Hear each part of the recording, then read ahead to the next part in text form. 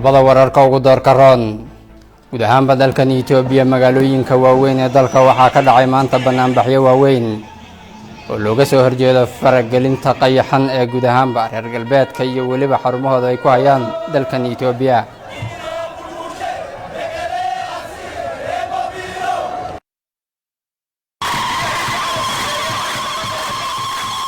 magaalada Jigjiga ee caasimadda dowladda deegaanka Soomaalida sidoo kale waxaa maanta ka qabsoomay banaanbaxyo waaweyn oo looga soo horjeedo faragelinta qayaxan ee qaar ka mid ah wadamada reer galbeedka iyo waliba xarumahooda ay ku hayaan arrimaha gudaha dalkan Itoobiya iyagoo siyaabo kala duwan u taageerayo kooxaha argagixisada.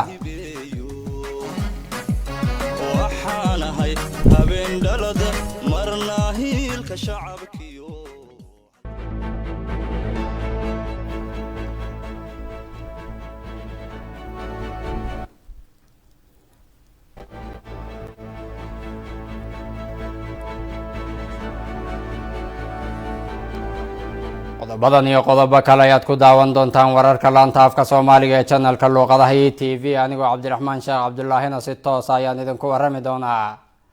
haatanna waxaad ku soo dhawaataan wararka faahfaahsan. magaalada Jimma ee deegaankaasi Oromiya maanta waxaa gaaray ra'iisul wasaare Dr. Abiy Ahmed iyo waliba marwada koobaad ee Jamhuuriyadda Dimuqraadiga Federaalka Itoobiya Marwo Zinaash Tayachow. ujeedada socdaalkan ayaa waxay ahayd xarig jar lagu sameeyay dugsi waxbarasho oo xafiiska marwada koobaad ee dalkan Itoobiya ay ka dhisay gobolka Jimma gaar ahaan degmada Oko ee ka tirsan gobolkaasi Jimma. dugsigan oo mid tayadiisa aad u sareyso oo mid dugsi sare oo laga dhisay degmadaasi ayaa waxa uu yahay kii 25aad ee xafiiska marwada koobaad ee Jamhuuriyadda Dimuqraadiga Federaalka Itoobiya ay ka dhisay meelo kala duwan oo dalkan Itoobiya. guud ahaanba miisaaniyadda ama lacagta ku baxday dugsigan sare ee laga dhisay degmada Oko ee gobolkaasi Jimma ayaa waxaa lagu dhisay taageerada ama lacag uu xafiiska lacag laga helay buugga ra'iisul wasaare Dr. Abiy Ahmed uu qoray ee lagu magacaabo madamar ama wadarta kaasoo lacagtii laga helay buuggaasi uu ugu deeqay ra'iisul wasaaruhu xafiiska marwada koobaad ee Jamhuuriyadda Dimuqraadiga Federaalka Itoobiya. lacagtana waxaa lagu hirgeliyay dugsigan sare oo ka kooban 18 qol oo qolalka kala duwan ee kalaasyada ardayda wax ku bartaan library iyo waliba goobaha kala duwan ee shaybaarada dhinaca waxbarashada. marwada koobaad ee Jamhuuriyadda Dimuqraadiga Federaalka Itoobiya marwada koobaad ee dalkan Itoobiya ayaa waxaa la wada ogsoon yahay in meelo kala duwan oo dalkan Itoobiya ay ka dhisay waqti xaadirkan ay socdaan dugsiyo ay dhisayso kuwaasoo tiradooda ay kor u dhaafayso ama kuwaasoo tiradooda ay tahay 27 dugsi sare oo ah dugsiyada waxbarasho.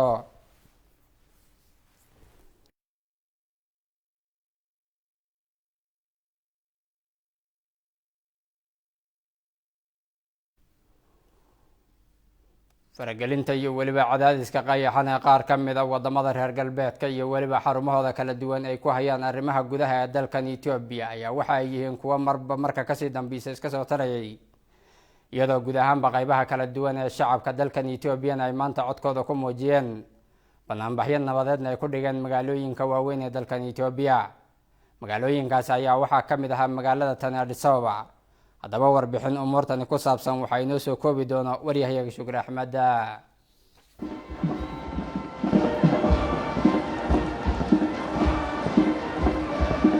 wadamada qaar ee ku andacoonaya inay ka shaqeeyaan danaha guud ee adduunka iyagoo ay u qarsoon tahay danahooda gaarka ah caadaystayna inay faragelin ku sameeyaan wadamo ka madax bannaan ayaa in dhoweydba waxa ay culays ballaaran ku hayeen waddankan Itoobiya iyagoo faragelin qaawan ku haya arrimaha gudaha ee dalkan Itoobiya. haddaba faragelinta arrimaha gudaha Itoobiya ay ku hayaan qaar ka mid ah wadamadaasi reer galbeedka ayaa banaanbaxyo looga soo horjeeda waxaa lagu qabtay magaalada Addis Ababa gaar ahaan fagaaraha loo yaqaan Masqal Adababay. banaanbaxaas oo mid ay muwaadiniinta ku dhaqan magaalada Addis Ababa ku muujinayeen shucuurtooda ku aadan diidmada faragelinta qaawan ee reer galbeedka ay ku hayaan arrimaha gudaha Itoobiya. haddaba maayar ku-xigeenka maamulka magaalada Addis Ababa mudane Jandira Rabai oo cambaareeyay taageerada ay reer galbeedka u muujinayaan argagixisada ayaa ugu baaqay inay fahmaan mowqifka Itoobiya. በኢትዮጵያ እንቅስቃሴ ላይ የህወሓት ስፖንሰሮች አዛዦችና ለኢትዮጵያ መዳከምና መበተን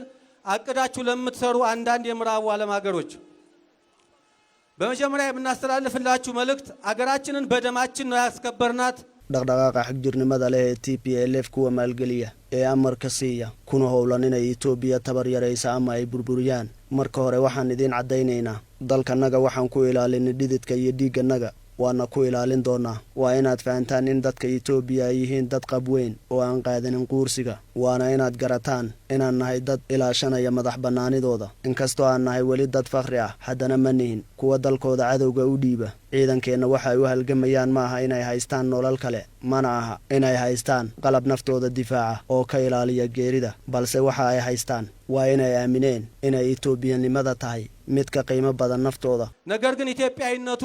ከሱ ህይወት የሚበልጥበት መሆኑን ያመነ ኢትዮጵያዊ በመሆኑ ነው። dhanka kale gudoomiyaha midowga xisbiyada maamulka magaalada Addis Ababa Mulugeta Ababe ayaa isna dhankiisa sheegay in si kastoo ay u kala aragti duwan yihiin muwaadiniinta Itoobiya ay ka midaysan yihiin difaacidda qaranimada iyo jiritaanka Itoobiya, taasoo uu sheegay inaanay fahmin wadamada reer galbeedka ee faragelinta ku haya gudaha Itoobiya argagixisada TPLF si ay ugu suurta gasho riyadooda burburinta Itoobiya una sii daba dheeraada dagaalka ka socda waqooyiga Itoobiya. Wadamada taageerada ku siiya TPLF ayaa loogu baaqay inay joojiyaan faragelinta ay ku hayaan gudaha Itoobiya, iyadoo dhanka kale loogu baaqay dhalinyarada deegaanka Tigray inay naftooda u baylahaynin dagaalka aan wax ujeeda lahayn. banaanbaxa oo ay halkudhigyadiisu ka mid ahaayeen reer galbeedka ha joojiyaan faragelinta, dowladda ayaan garab taaganahay, gorgortan ma gasha madax bannaanideenna iyo qaar kale oo badan ayaa waxaa ka qayb qaatay muwaadiniin aad u tiro badan. deegaanada kala duwan ee dalkan Itoobiya ay maanta ka qabsoomeen banaanbaxyadan looga soo horjeeda guud ahaanba faragelinta qayaxan ee qaar ka mid ah wadamada reer galbeedka ayaa waxaa ka mid ahaa meelihii kala duwanaa ee ka qabsoomeen magaalooyinka waaweyn ee deegaanka Soomaalida iyo waliba gaar ahaan magaalada Jigjiga ee caasimadda deegaanka Soomaalida. qaybaha kala duwan ee shacabka magaalada Jigjiga ayaa waxa ay cod dheer ku muujiyeen inay si cad uga soo horjeedaan faragelinta iyo waliba sida dadban ee wadamada reer galbeedka ama qaar ka mid ah wadamada reer galbeedka iyo waliba xarumahoodu ay ku taageerayaan kooxaha argagixisada kuwaas oo dhibaato ba'an ku hayay haddana ku hayo guud ahaanba shacabka dalkan Itoobiya, gaar ahaan shacabka deegaanka Soomaalida oo carabaabay kooxda argagixisada TPLF oo weli xasuusan dhibaatooyinkii iyo waliba gargadaamooyinkii kala duwanaa ee ku hayn jirtay waqtigii ay xilka haysay dalkan Itoobiya ayaa waxa ay yiraahdeen si cad in ay ka soo horjeedaan taageerada reer galbeedka ay taageerayaan kooxda argagixisada ama kooxaha argagixisada TPLF iyo waliba Al-Shabaab. haddaba banaanbaxan oo ka dhacay garoonka kubadda cagta ee magaalada Jigjiga ayaa waxaa wakaalada warbaahinta deegaanka Soomaalida la wadaagay dareenkooda qaybaha kala duwan ee shacabka magaalada Jigjiga.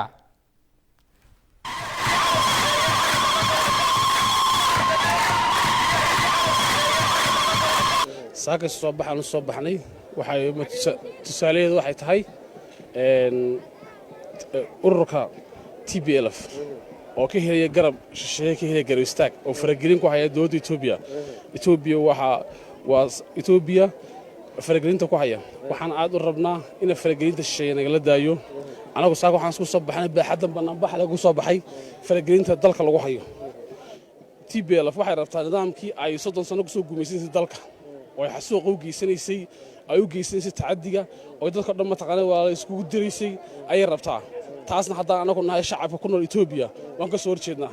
waxaan taageero buuxa u muujinaynaa dowladdanada hadda mataqaanay xisbiga talada hogaaminayay oo u horeeya Dr. Abiy Ahmed oo hogaaminta ka yahay ee xisbiga Barwaaqo ayaan talada u muujinaynaa. waxaan rabnaa in mataqaanay aan dowladda garab istaagno oo faragelinta shisheeye aan gaar ka noqono annagii dowladda garabsanayna. shacabweynaha dalka iyo shacabweynaha deegaanka Soomaalidu isagoo isku duuban wuxuu si guud u cambaaraynayaa argagixisada nabadiidka ee laflacaariga ee ku dhuumaalaysanaysa qaybo ka mid ah buuraha dalka Itoobiya. maanta sidaad idiin muuqata waxaan u sheegaynaa United Nationka iyo dhammaan hay'adaha caalamiga ah in shacabka deegaanka mowqif adag uu ka taagan yahay nabadiidka laflacaariga ee TPLF una ka midaysan yahay aragti buuxdana uu kala yahay. maanta shacabka deegaanku marka la eego nabadgelyo buuxda iyo xasilooni ayuu ku leedahay oo maanta uu haystaa waran hadda ka hor una haysan jirin. dadka raba inay maanta nabadgelyada iyo horumarka iyo bilicda iyo maaragtay maamulka magaalada wax walba u soo kordhay iyo haday heer deegaan tahay iyo haday heer degmo tahayba dadka doonaya inay nabadgelyo darro ka abaabulaan marnaba shacabka deegaanku kama yeelayo. fikrada cidhiidhiga ee qallafsan ee naflacaariga ee meelaha lagu soo sameeyo lagu soo maleegay iyo dhagarta cadowga mar walba shacabka deegaanka iyo dawladdu way ka feejigan yihiin mowqif adagna waanu ka taaganahay ilaahay idamkii ilaahayna una la garab geli insha Allah maanta shirka weyn barnaamijka la isugu yimiday waxa ka inaan ka hortagno faragelinta dibadda oo aan laga daayo cadaadiska maadaama ay waxaan leenahay wadamada dibadda ee taageeraya ururada argagixisada ee TPLF inay naga joojiyaan faragelinta anagu hay wadankayga annagu waxaan nahay wadan madax bannaan sharaftiisa iyo karaamaysiisa ilaashanaya wadankayga anaga xoreysan karna annagana ka saarayna dadka carqaladda ee ku wadanka carqaladda marka in laga daayo faragelinta shisheeye ayaan adduunka baaq u diraynaa saaka hay shacabka iyo dadweynaha iyo dawladdu u taagan yihiin inay wixii TPLF iyo argagixisada alqaadlaha maala inaanu gacan bir ka hortagayno oo aanu ka difaacano wadankayga isku filan yihiin waxaan garab taaganahay ciidamada geesiyaasha ah ee qaranka iyo ciidamada liyuga ah ee ka hortagaya habeenii maalin u taagan dhaxanta si wadanka u difaaci lahayn karaamada iyo sharafta dadka ayaan garab taaganahay habeenii maalin maanta waxaa ka soo qayb galay barnaamij lagaga soo horjeedo reer galbeedka iyo faragelinta ay ku hayaan Ethiopia oo dal nabada horumara nabadgelyo intaasoo qowmiyadood baa ku nool maanta looma baahno reer galbeed waa inaan isku tashanaa muhiimadda aan maanta xagga naga soo qayb galayna waxaa weeyaan inaan ka soo horjeedsado faragelinta ay ku hayaan iyo cadaadiska ay rabaan inay Ethiopia waxaan leeyahay TPLF shacabkiina u diirnaxa nabadgelyada jecel waxaan leeyahay ciidanka qaranka waa ciidan naftooda u horay dalka Ethiopia sidoo nabadgelyo iyo horumar u gaari lahaa waana ugu hambalyeynaya nabadgelyada ay Ethiopia ka fuliyeen garab istaaga ciidanka qaranka iyo ciidanka deegaanka ciidanka aad baan u garab taaganahay ciidanka qaranka nabadan aan maanta aad ugu horeysanaysid iyaga keenay ka dal ahaan iyo ka deegaan ahaanba halkan waxaan uga madcelinayaa barnaamijka dadkii ka soo qayb galay waxaan ahay shacabka maamulka magaalada Jigjiga ku nool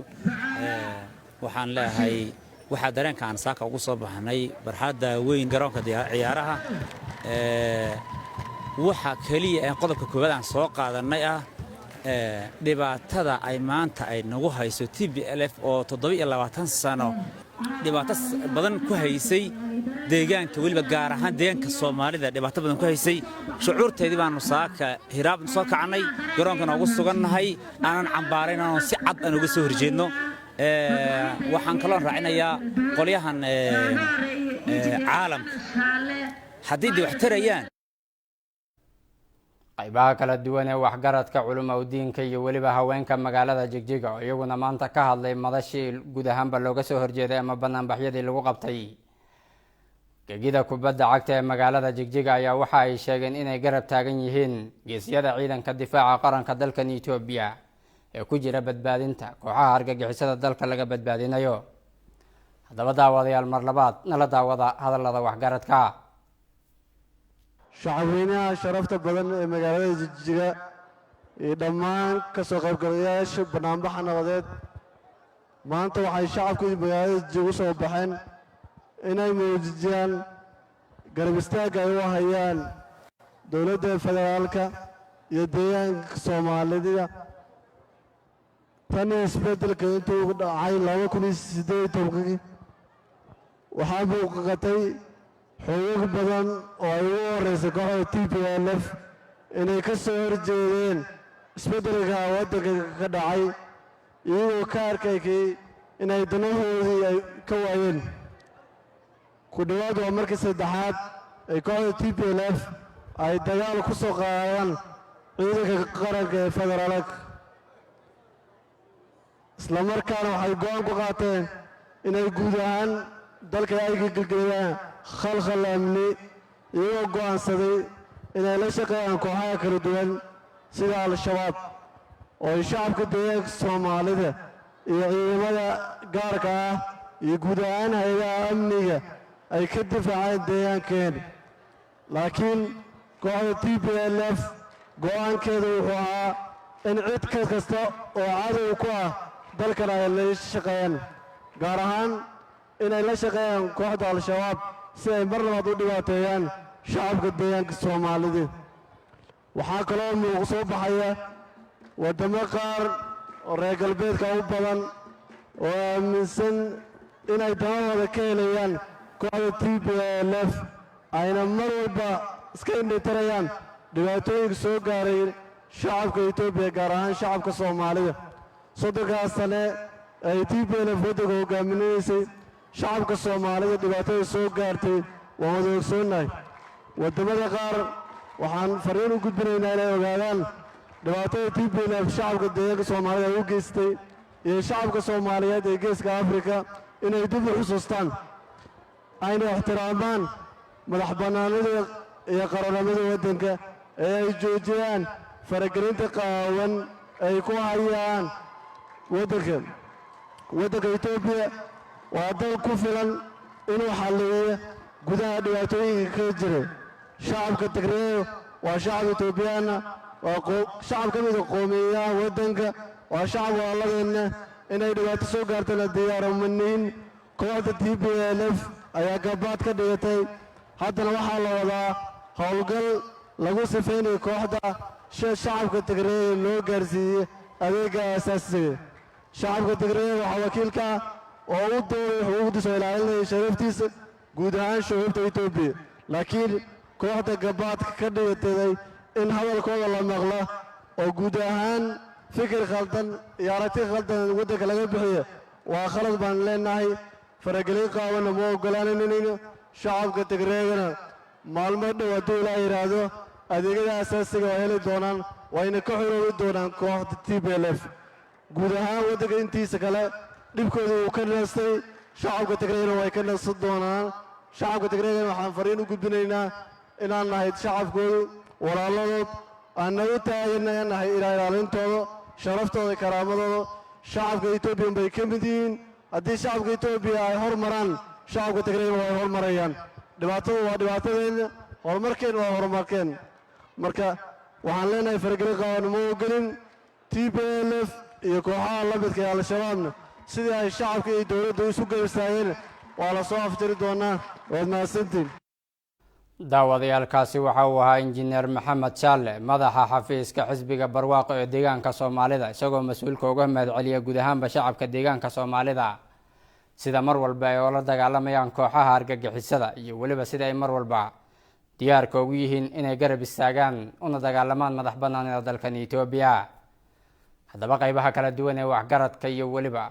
culmowdiinka iyo waliba haweenka magaalada Jigjiga oo iyaguna ka hadlay munaasabadii maanta ka qabsoontay magaalada Jigjiga ayaa hadalladooda waxaa ka mid ahaa sida tan dadku wuxuu ku noolaadaa nabad haddii la waayo dadku ma noolaado cadowgeennana waa ka soo horjeednaa waxaan soo dhowaynayaa maamulka magaalada waxaan soo dhowaynayaa maamulka deegaanka madaxda ay khusayso oo dhan baan soo dhowaynayaa waxaan ka soo horjeednaa TPLF oo 30 sanadood gumaysi nagu waday oo na gumaysanaynay waan ka soo horjeednaa bannaanbaxa waan ka soo horjeednaa 30 sanadood bayna haysay deegaankeenna nin guddi fulineeda oo kililka Addis Ababa taga miyaan lahayn manaan lahayn xukuumadda maanta joogta ee barwaaqo ayaa ina siisay sinaanta cadaaladda saddex cadow baan la dagaalamaynaa kow waa TPLF waa laba waa shane oo Oromo isku sheegaysa waxa weeye ta saddexaad waa al-shabaab saddexdaba waan la dagaalamaynaa annagu nabad baan rabnaa Itoobiya waa midaan rabnaa marka halkan waxaan ka salaamayaa hogaaminta weerarkeeda kala duwan ee ugu horeeya injineer maxamed Shaale maayarka magaalada Jigjiga xubnaha kala gedisan dhammaan hogaaminta dhammaan wada dhaqameedada iyo shacab weynaha deegaanka aad iyo aad ilaahay halkan isugu keenay baa mahad iskale hambaliyo halkan dareenka iyada anoo ku hadlaya haweenka maamulka magaalada Jigjiga ee caasimadda deegaanka waxaan ka muujinaynaa dareenka iyada ku cabiraynaa inaan ka soo horjeedno TPLF iyo wixii la halmaala iyo al-qushaash inaanu gacan bira iskaga qaban doono waxaanu leenahay madaxweyne ilaa maayir iyo madaxafiiseedba ciidamada meel walba taagan iyo shacabka oo miidhan haysaan midigtaan is wada haysanaa waan isnaqalaay maanyaraha meel kala jiro umaadi noloshaada hagaag daawadayaal meelihii kala duwanaaye maanta banaanbaxyadu ay ka dhaceen dalkan Itoobiya ayaa waxaa ka mid ah magaalada Ambo ee deegaankaasi Oromiya iyadoo qaybaha kala duwan ee shacabka magaaladaasina ay dareenkooda ku muujiyeen sida ay uga soo horjeedaan guud ahaanba faragelinta qayaxan ee lagu hayo arrimaha gudaha ee dalkan Itoobiya. Shukri Axmed ayaa warbixin umurtan ku saabsan inuu soo koobi doona. shacabka ku dhaqan magaalada Ambo ayaa waxay isugu soo bixeen banaanbax ballaaran oo ay ku muujinayaan taageerada ay u hayaan dawladda iyo sida ay uga soo horjeedaan ficilada foosha xun ee ay geysanayaan kooxaha argagixisada ee TPLF iyo Onagshine iyagoo dhanka kale sheegay inay sidoo kale ka soo horjeedaan faragelinta reer galbeedka. ummanni Itoobiyaa baay'ee obsaadha mootummaan keenyas baay'ee obsaadha hanga gizee sadin weeraranitti weerara saanii kana shacabka Itoobiya waa mid dulqaad badan dawladana dulqaad ayay samaysay kooxda argagixisada 3 jeer ayay soo qaaday weerar shacabka iyo dawladana way u dulqaateen in badan shacabka deegaanka Tigray waa shacab jecel midnimada Itoobiya dhowr qof oo horjoogayaal ah kooxda argagixisada TPLF ayaa u istaagay inay Itoobiya burburiyaan waa inay shacabka Tigray ku dhahaan argagixisada idinku filan intaan kana soo horjeestaan waa inaan dhamaanteen u istaagno aan gacmaha isu qabsana dhisitaanka Itoobiya barwaaqo ah oo nabdoon. ibaashin biya Keenyarra biyota ala wajin taasiste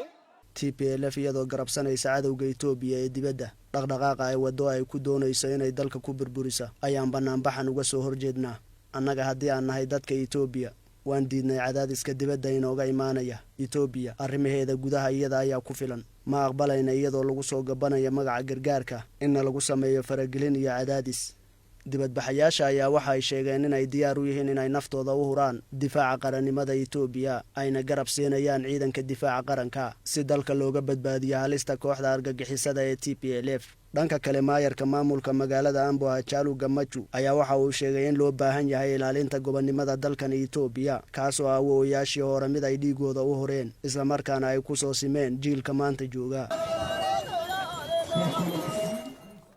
agaag daawadayaal meelihii kala duwanaaye maanta ay banaanbaxyada waaweyn ka dhaceen ayaa waxaa ka mid ah deegaanada Benishangul Gumuz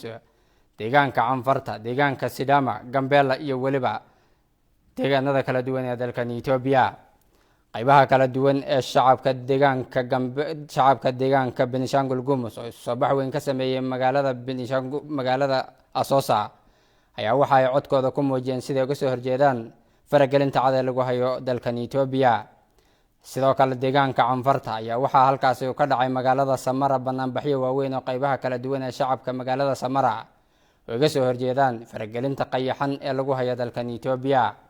banaanbaxyadan ayaa sidoo kale waxa ay ahaayeen goobihii kala duwan ee ka qabsoomeen deegaanka Gambela gaar ahaan magaalada Gambela iyadoo shacabka deegaanka Gambelana ay tilmaameen inay si cad uga soo horjeedaan ama ay u halgamayaan madax banaanida dalkan Itoobiya si cad uga soo horjeedaan faragelinta qayaxan ee lagu hayo dalkan Itoobiya deegaanka koonfur galbeed Itoobiya oo sidoo kale ka mid ah meelihii kala duwanaaye maanta ay ka qabsoomeen banaanbaxyada waaweyn ayaa waxa halkaasi guud ahaanba shacabka iyo waliba mas'uuliyiinta deegaanka koonfur galbeed ee dalkan Itoobiya ay ku muujiyeen dareenkooda sida ay u garab taagan yihiin difaacidda dalkooda iyo waliba sida ay mar walba aynan u aqbalaynin in la soo farageliyo arrimaha gudaha ee dalkan Itoobiya.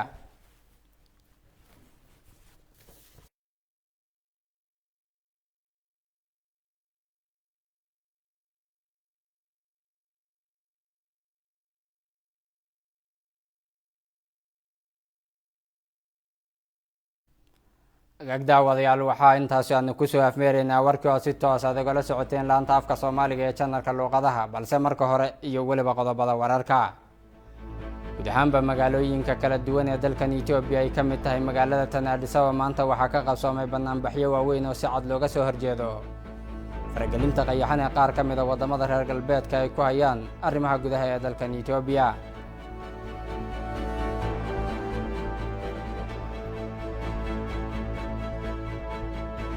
shacabka magaalada Jigjiga iyo waliba guud ahaanba shacabka deegaanka Soomaalida ayaa iyaguna waxa ay maanta isku soo baxyo ka sameeyeen fagaarayaasha magaalooyinka waaweyn ee deegaanka Soomaalida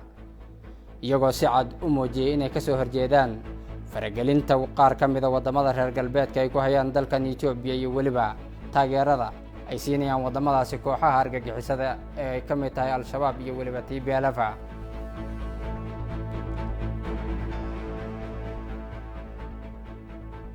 kumaasantiin daawashadiinna waa cabdiraxmaan sheekh cabdulaahi iyo weliba guud ahaanba asxaabta kale oo si toosa idinle intaan mar walba aanu hawada ku kulmi doonno warka kadib waxaad si toos aad oola socotaan ama idinku soo dhoweynaynaa barnaamijka hidda iyo weliba haasaawo oo maanta bixi doono qaybtiisa labaada